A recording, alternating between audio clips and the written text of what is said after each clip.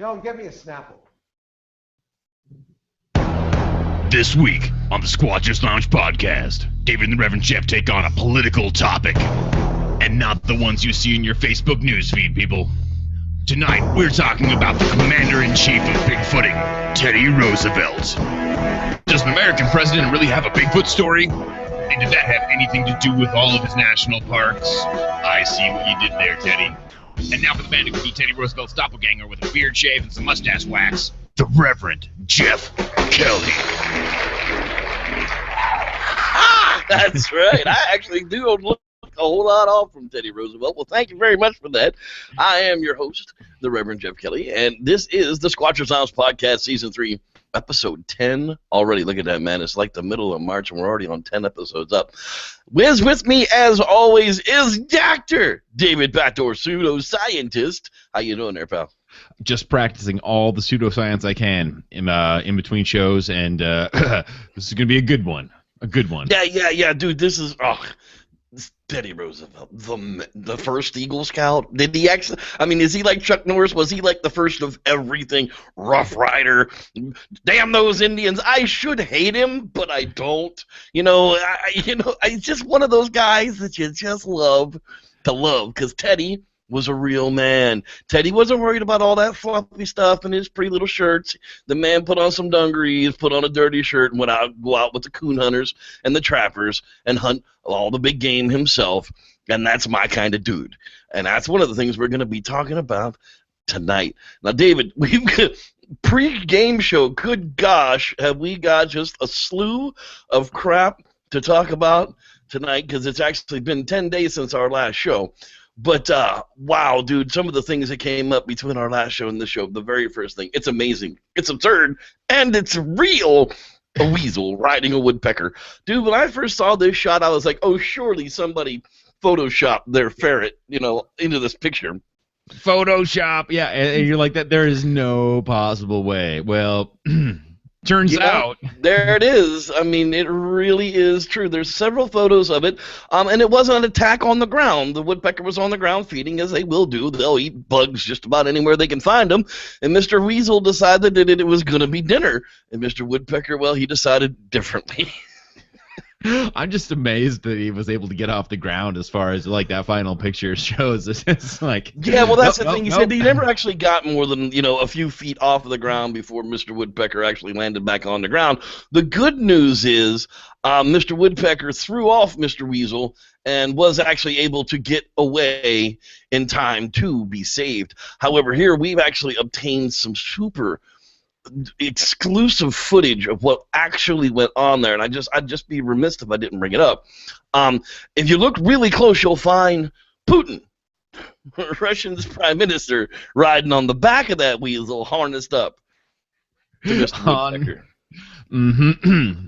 That's right. Putin's riding a weasel, riding a woodpecker. Your argument is most definitely invalid. I have nothing.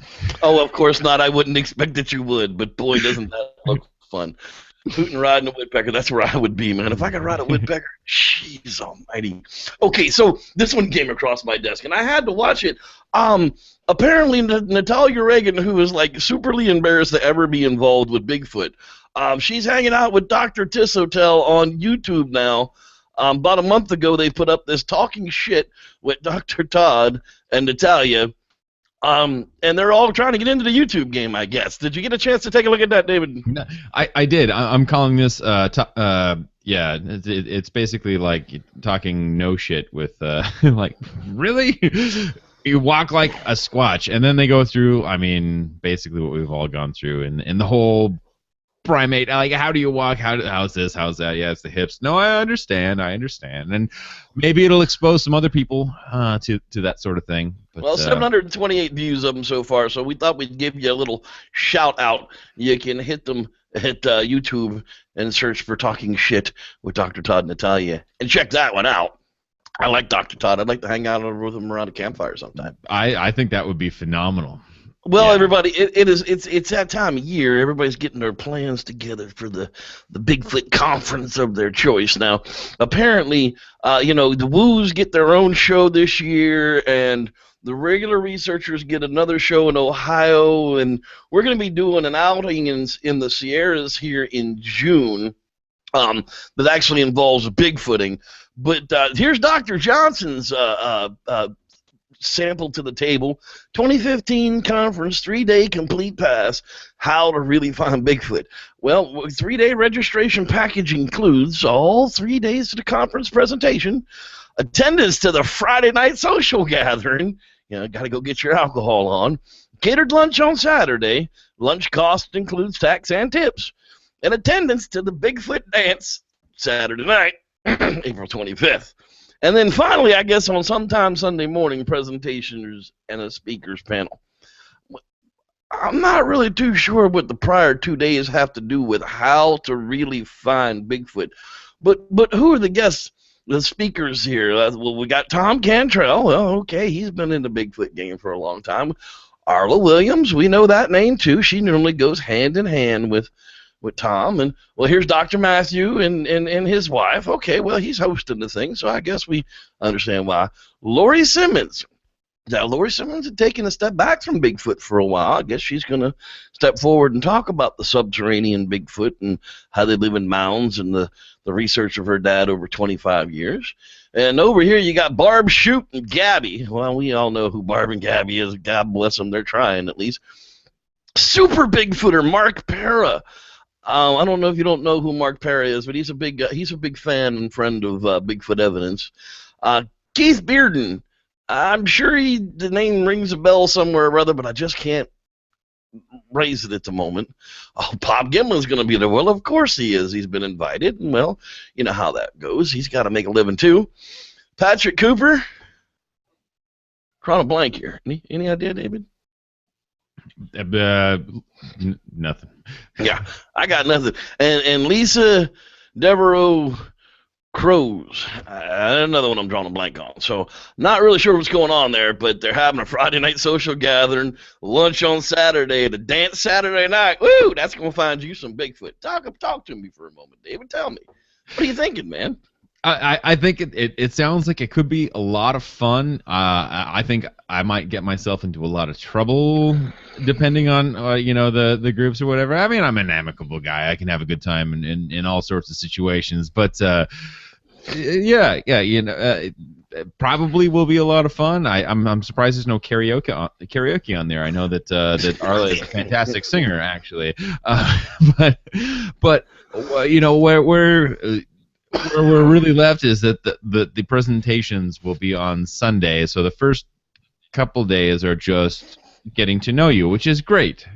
Which is, I think that there's more conferences should be more about networking and getting to know people, but you also should know what you're getting into. So maybe that there should be some presentations throughout, so you can make the decision whether or not you want to be, setting up a future time in the woods with these folks, and then you hear their presentation, you're like, oh, I shouldn't have done that. Right. Well, that was the first one we came across. David, you had found a couple of other conferences that are coming up as well, so it's conference time. Let's go ahead and pull them out as well, if you won't mind. Well, we can do this. There's one going on in Texas here pretty soon. Texas? Oh, well, that's where them blood-curdling coyote hunting people live. We better watch them people. Yep.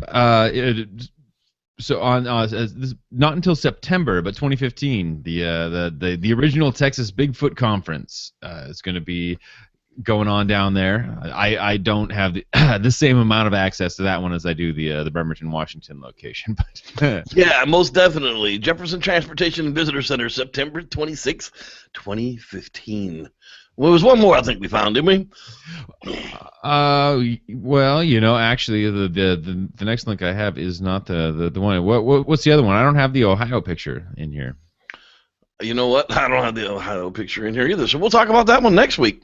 Yeah, we'll get you next week, Ohio. I'll talk to you about here next week. The next link I have up here is this. Yeah. Moving on, we're going to talk about the Utah crowdfunding going after Bigfoot. Apparently, there was a new TV show that they're trying to get produced out there without a production company, and as we found out, that doesn't usually go very well. However, when you get down in here and you look at the actual information, now, they've gathered a number of Bigfoot investigators for the show.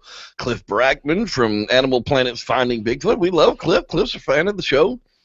Jeff Meldrum, professor of Idaho State University, and a leading Bigfoot expert, Ben Hansen, host of Sci-Fi's Fake Paranormal Files. Well, it kind of lost me on that one. Now, David, are you familiar with Ben Hansen? I've heard the name, and I've seen Fact or Fake, but not the paranormal version of that personally. Yeah, I had actually had the opportunity to meet and talk with Ben Hansen during the Gray Ghost Paranormal Convention, Paracon, right here in Alameda on the USS Hornet last year, where I was invited up by the dead explorer Alejandro Dominguez. Hoping to go back again this year. Actually, I'm pretty sure I'm going to go back this year. But I had the opportunity to talk to Ben. Now, unless something has severely happened since last February to now, and he's gone through some kind of Bigfoot event or boot camp with unknown sources, Ben Hansen didn't know squat about Bigfoot last year. Matter of fact, he looked at me and he says, I don't believe it exists, or if it does, it's definitely got a paranormal connection. We're all entitled to our own opinions. However, that's a lot of people. That makes it 10 times harder to find there, Ben. If I'm looking for something physical in the woods, I got a chance to find it. But if it's paranormal on top of it, where do you start? Well, then you go down here a little further and you find out that the show is hosted by Bethany Woodruff. Now, she's a Scottish-born Brigham Young University's alumnus who rocketed to YouTube fame 2 years ago, appearing in the viral marketing ad for Poo Pourri, Before You Go toilet spray. So I'm not sure whether they wanted to be taken serious or not, but they don't have any money coming up because they're got like 1,800 of their $6,000 crowdfunding campaign. They basically couldn't find a production company to finish for them. They're in post production and they're trying to wrap it up. The pilot episode. They would like to have $6,000 on Kickstarter, and I'm pretty sure that isn't gonna happen. So here we've got yet another failed program that's involving some big name Bigfooters because they choose the absolute wrong people to be involved with it. So they've got $3,000 of their $6,000 goal with 6 days to go. But if you stream down here, they're really looking for $80,000 to finish a 12-episode series. Yeah, season. They're looking to finish the pilot episode that's already been filmed in the can for the post-production. These things aren't cheap. I understand that, and they're looking for crowdfunding, and it's a popular thing. But the fact that these things aren't funding the way that they would have 2 or 3 years ago just kind of shows the waning interest in the general public, like not the Bigfooting community, but the general public in the Bigfoot thing. And I think that's, I mean, it was to be expected. It's funny that Bigfoot has been as popular as it has been for so long. Seems almost counterintuitive, but yeah, here we are, kind of watching the tail end of that popularity, and it's perfect time for us all to get back into the basics and back into research and away from the media side of things. Possibly we'll get a lot less fakes trying to go viral on YouTube and on the internet, and we can actually get some real documentation going on back in the field, because if people start to lose interest and it's not on TV anymore, the people aren't clicking on YouTube because they're sick of the red circle bait. And I've seen a bunch of those posts are just, oh my God, another red circle with nothing to do with the file, blah, blah, blah, blah, blah, blah. Yes, people, we did it to you on purpose for clicks, but it wasn't that bad. At least my stories have something to do with Bigfoot. But these guys are going to give us a 4K rendering of what a Bigfoot looks like. I want to know who gave them that information. Yeah. I mean, seriously. So that's just sad to see another one isn't going to make it. The next thing I pulled up was we talked about this early on. Christopher Noel of the Woodpile thermal video had been looking for crowdfunding to get his Listening for Sasquatch project off and going, and now he's coming up and he's actually gotten funded. So apparently he's going to take the end of the winter here and go put a bunch of equipment in to this meadow where he's hoping the Bigfoot will come spring, and he'll be able to sit around and listen to the Bigfoot talk. What do you think, Dave? I would like to see I'd like to see the receipts on that the funding there. I know it takes time and money, and like that there's reasons that I don't do certain types of research because I don't have the funds and I don't have the money. But I'm always skeptical of the GoFundMe thing because the follow through, there is no follow through. It just funds no matter what. Right, there's no guarantees. They're like, you're giving your money at your own risk. Good luck. Well, many episodes ago, I shared the Exploding Kittens, like one of the most funded Kickstarters of all time. It's an online comic artist from the Seattle area who I love, and they created a card game called Exploding Kittens, and I purchased that game, and still. Like, you know, the perk for funding this was to get the game, right? And so still the game is not here, but there's a promise. Like, they're going to get their asses sued if they don't deliver this game, right? Like, this has to deliver. They have to show that they're actually doing this. And I've gotten updates and emails and all this fun stuff. Like, it's been kind of a funny and hilarious ride to be a part of this Kickstarter fund, which is kind of why you get into it in the first place, because you know it's going to be funny.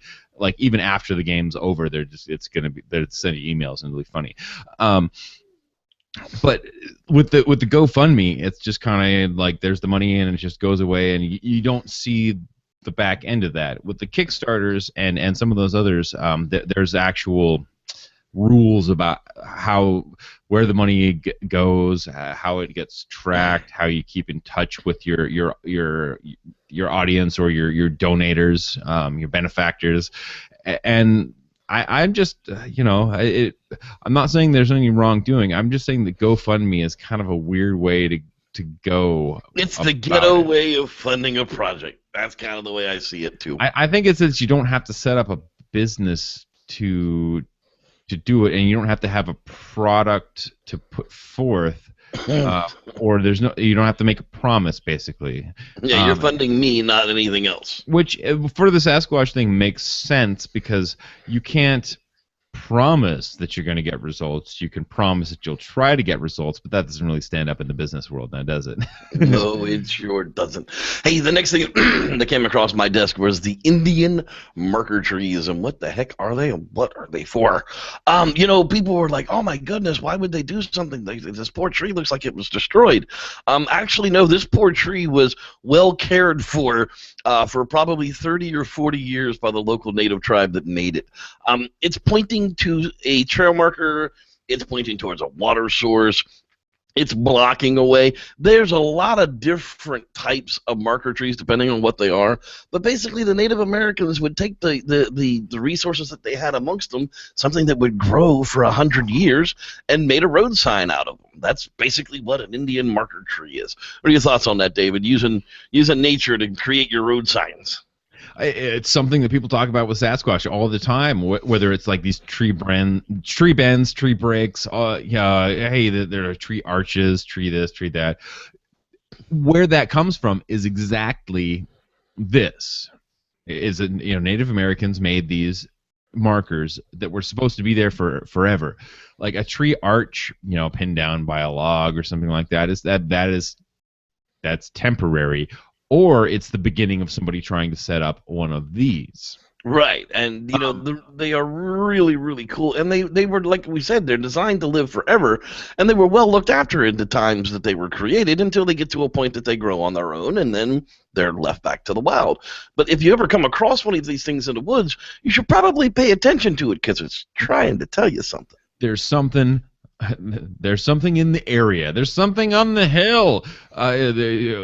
Could there be? If you could read these, and I'm sure that they're different, in different areas. If you could read these, is it something good? Is it something bad? Warning: stay out. There are mudslides or other things like that. I mean, there's so many different reasons why you would want to mark something, and this is it's fantastic, but I think it's where a lot of the culture of the Sasquatch, tree breaks and markers that we're talking about, where that comes from is the knowledge of the Native Americans and the fact they were able to do this and often and in places that were of significance. If I were going to tell my family halfway along a trail to camp for the night, I'd tell them to look for the laid-over tree with 3 prongs.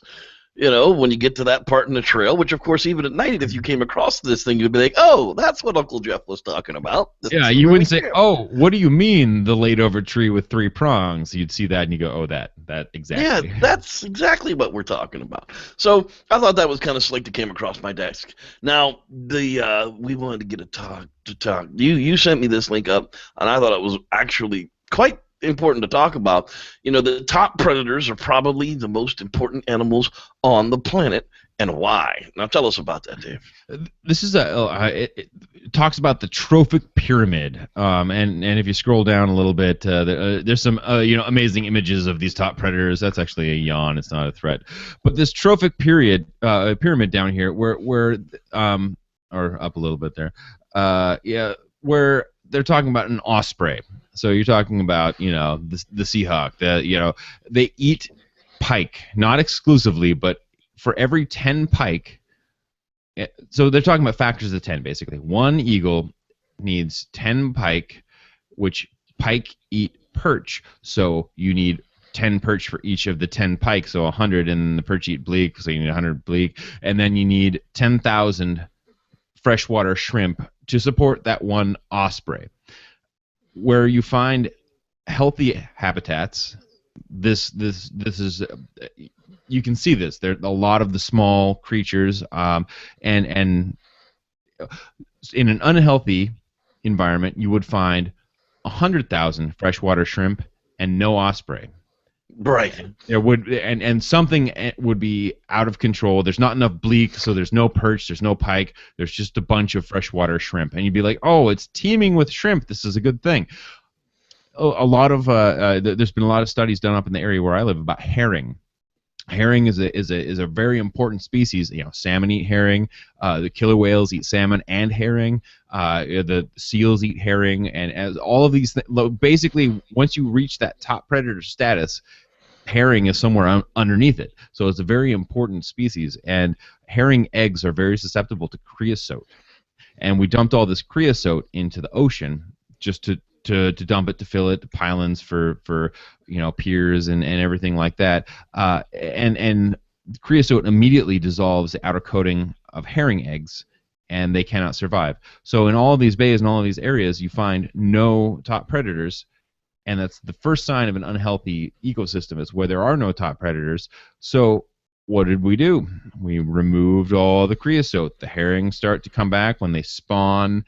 Well, the herring are always there, but they're spawning, they're not like salmon. They don't do exactly what salmon do. They don't come back to the exact location or whatnot. But so they're able to actually build up enough numbers to where the large apex predators come back, because the people, the salmon who eat the herring create the killer whales to come back to this area, and the entire area is huge. It's amazing what taking a look at these freshwater shrimp, something that seems so, it's nothing. It's not a big deal. Ambiguous at best. Yeah, you can't even you don't see them. They're under your radar completely. But by taking a tally and a count of those and finding if they're out of whack, there's too many of them, or there's not enough of them, this is all part of this this trophic pyramid that leads back to the apex predators. So if you have to, like anything else, the pyramid on the top doesn't stand unless it's the right shape all the way down. where this kind of came from was there's a YouTube video out there. It's very short. Everybody should watch it, about the wolves coming back into Yellowstone. How wolves changed rivers, and it's a really interesting documentary about the wolves coming back into Yellowstone and how they actually changed the entire ecosystem. They've been absent for 70 years, and a lot of things happened that immediately changed by bringing them into the area. I'm not going to get into that because we're already long on time because of all these things. But the top predators are a very, very important thing, and a lot of people think that Sasquatch is a top predator. So the question is, like, that trophic pyramid, like, where does Sasquatch lie in that? Obviously, it's not a prey species. This is not probably going to be a prey species.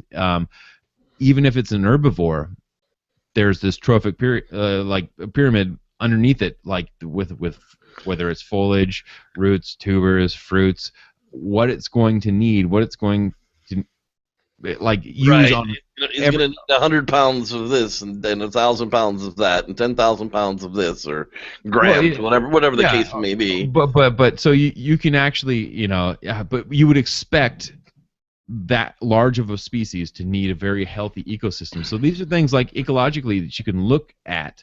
You can say, hey, this is a really, really healthy and rich area. I should be trying to find, I'm looking for my sign here versus an area that doesn't make any sense. It's like, oh, this is low-lying, riverbed area.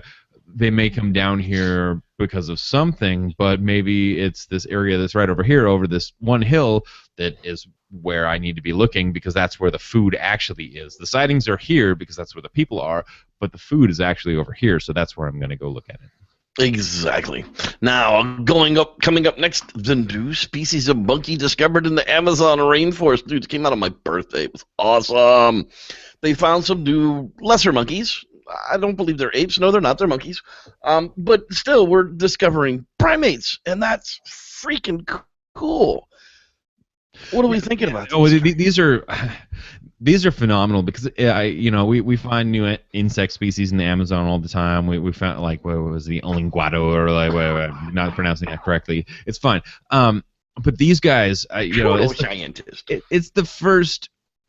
Yeah, it's the first monkey species that we found in a really long time in South America that is fairly distinct from other types of monkeys. It's commonly called reproduced in magnanimous pairs. So, monogamous, magnanimous. That would have been interesting. What? Monogamous pairs.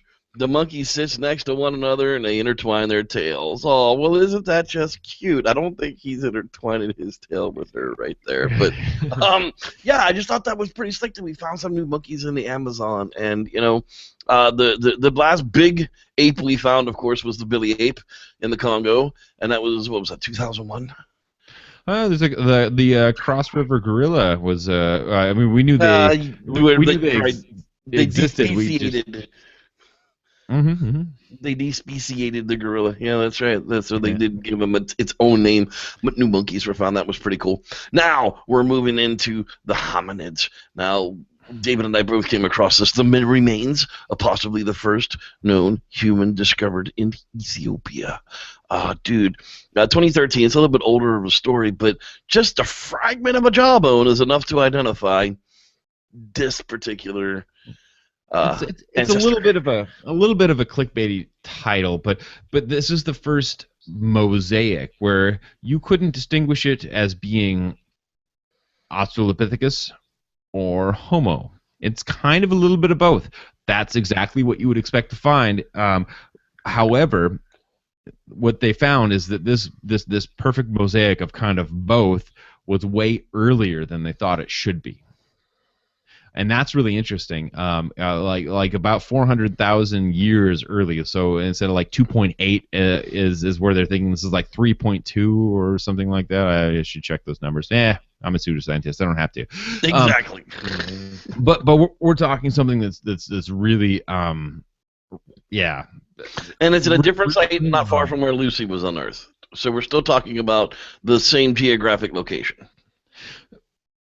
Exactly, and so what this is really showing is that the plasticity from one genus to another. I mean, it took a long time to do, obviously, but this is the first evidence of that kind of crossover species, a little bit of both kind of a species, and that's phenomenal. Where you're able to see a little bit of the before and a little bit of the after, and not tell which is which. That's phenomenal. That's exactly what you want to see. Yep, that's exactly the kind of timeline that we're looking for, to find new critters along that spiderweb evolution that intermixed with each other back down to a common ancestor at the other end. That's exactly what we've talked about for a couple of years now on this show, and it seems like we're finding more evidence of being correct every single year. It's kind of neat. Next up, dude, holy crap. Cannibal Neanderthal gangs in northern Spain ate 12 of their neighbors raw.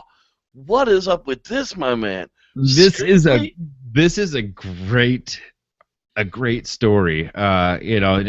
Apparently there's evidence, cutting, tooling, and everything, that one butchered. Yeah, they basically a gang of Neanderthals. They're assuming that it was probably lean times, cold months. They ran into another tribe, if you will, and basically slaughtered them, and then butchered them, and then ate them, but didn't even bother to cook them, which they had the ability to do. They just ate them pretty much on the spot as they were. Which is crazy. They took every piece of meat off of the bone. They found cuts on their jaws to where they had disarticulated their tongue and took that out, and like jaw muscles and everything else. They took out the bone marrow. They cracked open the bones and used tools to scrape out the marrow. I mean, they were desperate.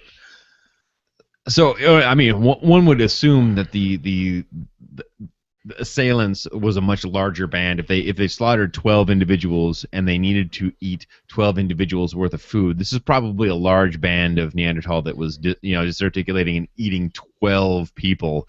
How many people could you eat right now? Well, maybe we didn't outbreed the Neanderthal. Maybe we just ate them. Yeah. Well, this is Neanderthal eating Neanderthal, so that kind of rules that out, because this is a pretty old thing. But I mean, cannibalism is something that's in both of our histories at the time, and you can see it, and even into like recent years, into thousands of years ago, it was commonplace. And now, I mean, there's still areas where it could be considered commonplace. Yeah, cannibalism unfortunately does still exist in the world. Yeah, and I just don't think most people now. Maybe if you were living off the land, properly in a nice healthy paleo diet, if you will, and then but I would. Yeah, the other white meat. The other white meat. No, it's still not going to be okay with me. No, me neither. but again, it's something like, it's not just that the Neanderthal were cannibals and we were not. No, we were cannibals too at the time. It just depended on the situation, and this was obviously a dire situation. One of the interesting things, though, is, were the Neanderthal butchering these people to eat them immediately? There was no. Or were they eating them after they died? Yeah, so here's the thing. Like, they say that there was no fire, they didn't cook them right there. Did they disarticulate these people, leave the bones, take all the meat, and then take it to an area and prepare it somewhere else? That would be an interesting, we'll never know. But what it shows right now is that they ate them straight off the bone. That's supposed to open the jaw, try that tongue. Apparently, a lot of other animals, the marrow straight out of the bone is delicious. I've only had prepared beef marrow out of a knuckle or something. But apparently it's that's the bee's knees. So maybe they ate that right there and then took everything else off after that. Who knows? But yes, phenomenal to get that amount of forensic data out of a thing. Like, yes, they killed and ate their own kind. That's freaky that we know that at that point. To think that some of us are still part Neanderthal at that point. Yeah. And moving on to something better about the Neanderthal, dude. This came just across my newsfeed just as we were leaving. Live Science, man. Neanderthals wore eagle talons as jewelry 130,000 years ago. Dude, that's one of the things that they say makes us human is the fact that we fashioned and would wear jewelry for vanity or what, whatever sakes. Now, what's the deal with this, man? This is crazy. 130,000 years ago, these are dated to, right? Like death date on the bird, So, and they found a lot of this. So the interesting thing is that we came on to the scene about 30,000 years ago, plus or minus, and that's about the time that the Neanderthals disappeared. So the thing that's amazing to me is that they fashion these talons obviously into necklaces. That there's forethought. There's like, okay, well, we have to capture the bird. We have to make this necklace, and then we're going to wear it so that we look better. Those are the kind of processes that are truly human processes, which makes sense because they are of the genus Homo, just like us. But finding that is amazing. But just think about this: they didn't find these talons; they captured the eagles that they got the talons from, and that is no easy task because they did not have bow and arrows and they did not have throwing spears. So they literally were trapping these eagles, probably with carrion, right? Like so they're putting out meat and a trap to trap the eagles to get the claws and the feathers that they use. You see how that's done, right? You put a little stick up with a box out there, and you put some meat underneath it, and you wait for the eagle to climb underneath the box with the stick propped up, and then you yank the stick out. The box falls down. Exactly. But you know what other species of life on Earth does that aside from us? Neanderthal, apparently. Apes do not do this. Like as far as our cousin apes do not do this. Our human apes do this, and that's something that's really phenomenal. Like just thinking about the thought process that has to go into making that necklace, and the multiple steps that and the abstract thought. It really takes Neanderthal out of that brutish figure that we had of them like 10 years ago into something that's a lot more similar. It's similar to us but different, and not necessarily like kind of like your real cousin from Hoboken. Yeah. You might be a little funny looking, but he's definitely one of us. He's definitely one of us. Well, that wraps it up for the news this week, guys. Here is this week's tip. And now it's time for Rules to Squatch By with your old pal Wes. Number 24. Mind your surroundings. We all got to do it at some point. And out in the woods, there isn't a little squatcher's room to do your business. So when you're picking a spot, check it really good. You don't want to get your little bird bitten by a snake or end up like this lady here. Mind those surroundings. Come check out my recent work and my art for sale at weslosner.com. Stay squatchy, my friends. Hey, I actually was talking to Christopher York earlier, and he said we just actually missed his show that came out today, but here was his promo. This is what you've missed. Tonight on the 40 and Slip. Adding that the voice didn't sound like a child. Sugar tits, they were all male, by the way. The rescue workers. Really tubby. Maybe. There's a positive boost for every one of us because I think it pushed us to go harder and a little longer. Check us out on YouTube at youtube.com/the 40 and Slip and at the40andslip.blogspot.com. That's right. Feed your inner 13-year-old all day, every day with the 40 and Slip. I love those guys, man. They get me going sometime. Well, we got one more thing we wanted to talk about before we get into our topic tonight, and then now we're finally going to be talking a little bit of Bigfoot information. The guys at Area X, the NAWAC, the North American Wood Ape Conservancy, put out the Ouachita Project monograph. I mean, dude, they really put a lot of time and effort into documenting what they've done. Basically, I guess it's over the last 36 months. So it's been like the last 3 years. In this project information on their website at woodape.org. Did you get a chance to take a look at this? I've only slightly. I kind of scrolled up and down, did a little bit of the poking around, but yeah, I did. I would like to look at more. There's a lot of info on this site here. There is. I mean, they've got some audio clips there on the front page of the project site. Wood knocks. I still have not heard a convincing wood knock myself, but I'm not saying they don't exist because I don't know. But the wood knock that they have here is I don't know what the hell it is. It sounds like wood knock. There are lots of things that could sound like a wood knock, but this literally sounds like wood hitting wood. A lot of times I hear wood knock, it doesn't sound like wood hitting wood. It sounds like bone hitting wood or wood hitting rock, or it's just a crack in the woods. But a lot of the clips that they have here.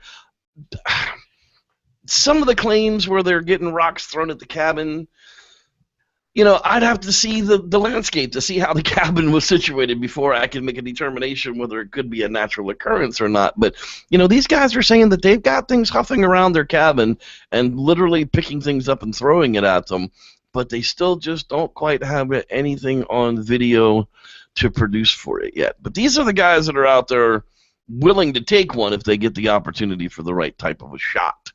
And that was more of the information that I was kind of interested in. What's your thought on that, Dave?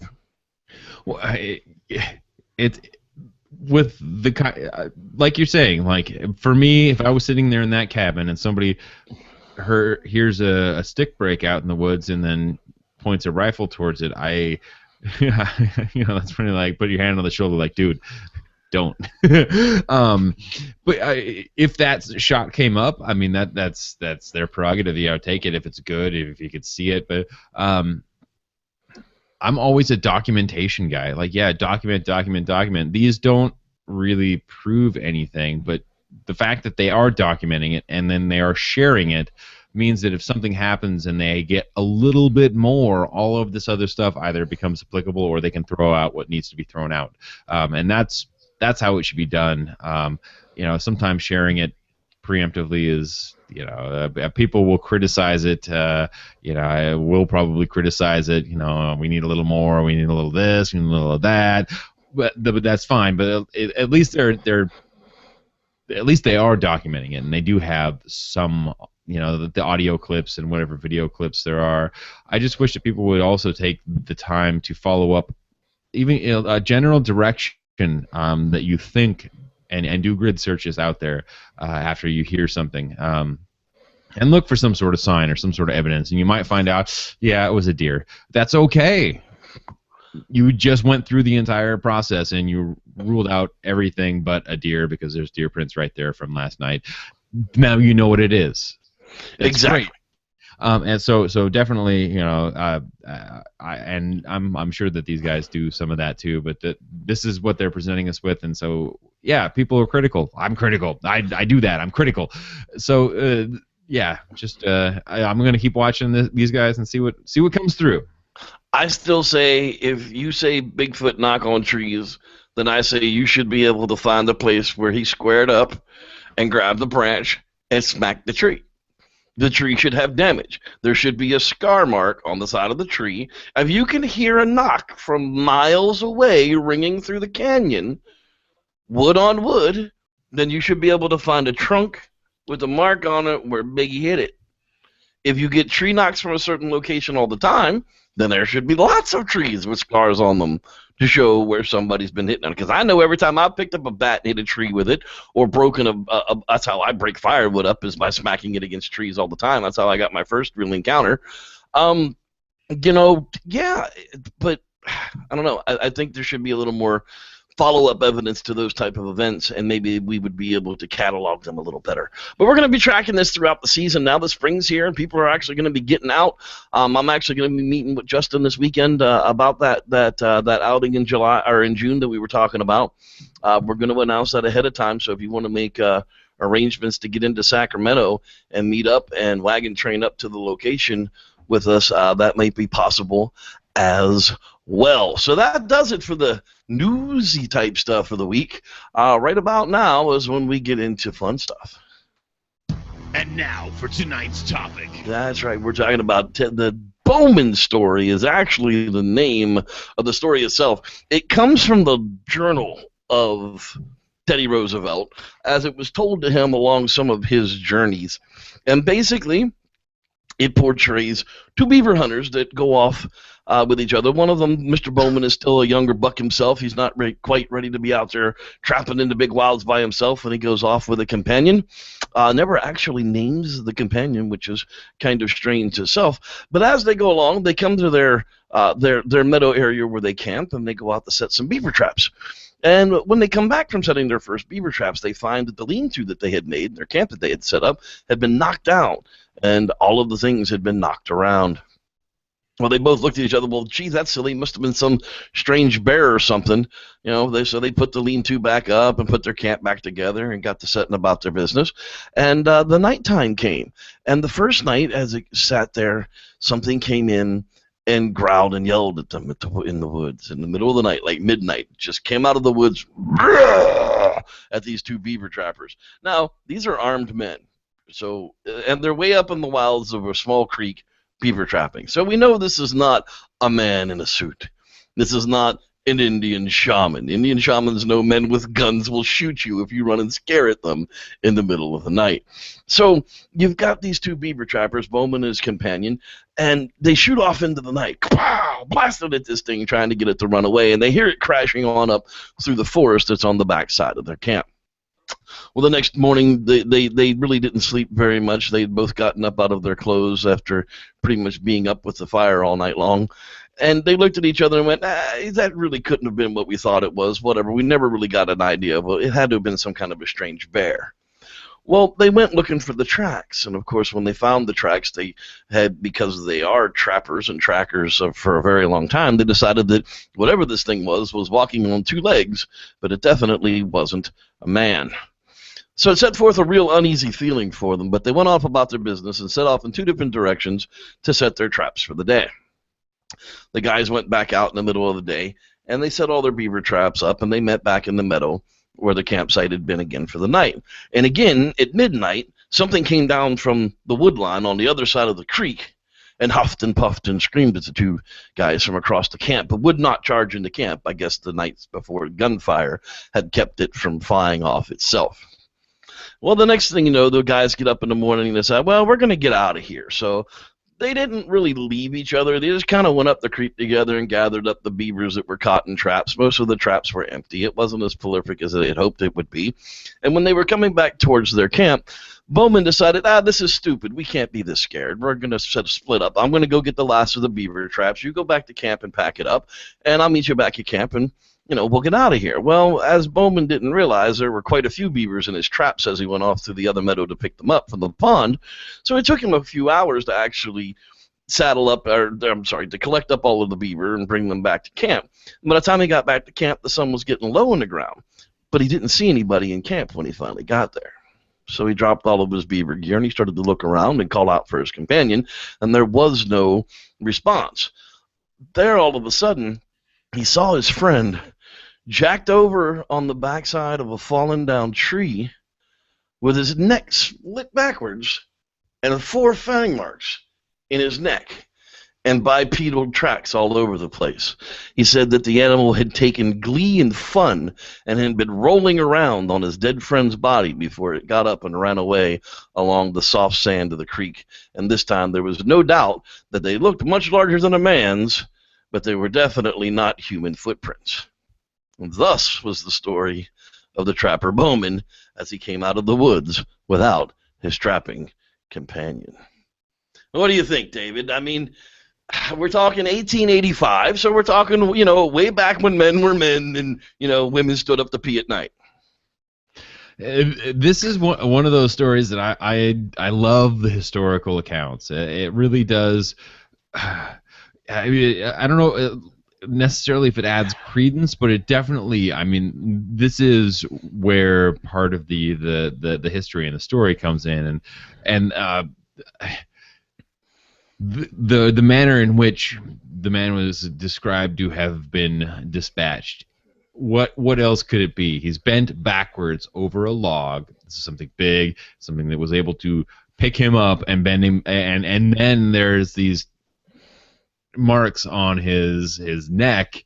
So now if you think about somebody bent over the back of a log with these marks on his neck, was he carried up? Was he dragged over it? Blah blah blah blah.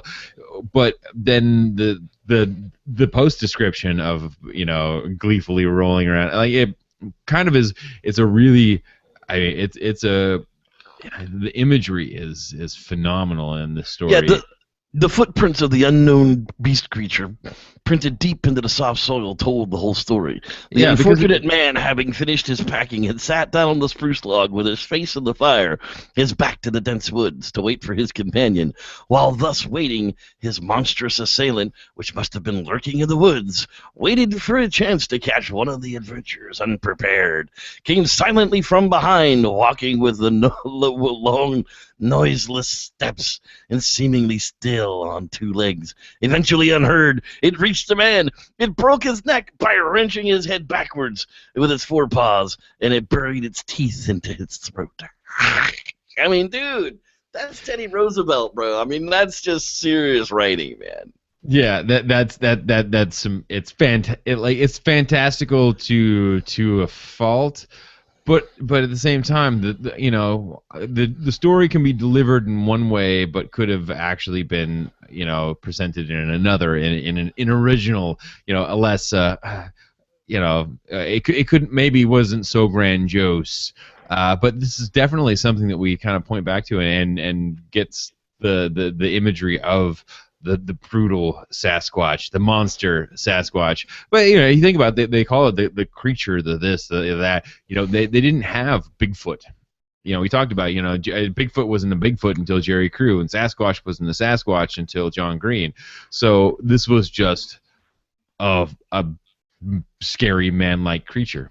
Yes, Bowman, utterly unnerved and believing that the creature with which he had to deal with was either half human, half devil, or half goblin. I mean, those were the choices that he had to go from. Yeah. But you think about it, like there's demons and devils, goblins and things of other lore, or it's a man, because these guys didn't know about chimpanzees and orangutans and gorillas weren't to be discovered for some hundreds of years. This is